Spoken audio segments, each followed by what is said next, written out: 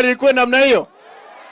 Mheshimiwa, kitu cha mwisho naomba tafadhali, kwa sababu leo hii tuko na hii amani kwa sababu umeweka serikali ya umoja. Hawa vijana wetu ambao wengi walikufa katika maandamano, na wewe mwenyewe umesema hawa wafidhiwe, hawa wajenzi. Naomba tafadhali, ambao wameumia hospitalini vile ulipitisha, wapewe kitu kidogo waende wapone, kwa sababu nyinyi, ukweli wa mambo, mmeamsha sisi viongozi. Wacha rais, kwa sababu wengine tunaweza kuwa tunazunguka rais hapa karibu, atumwambie ukweli, lakini sisi viongozi pia tumeanguka katika kazini.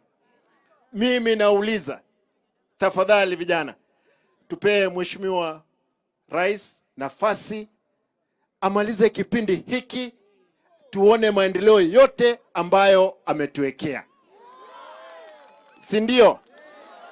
Kwa hivyo mimi niko pamoja na nanyi, kwa sababu mimi ni msemaji rasmi wa Omo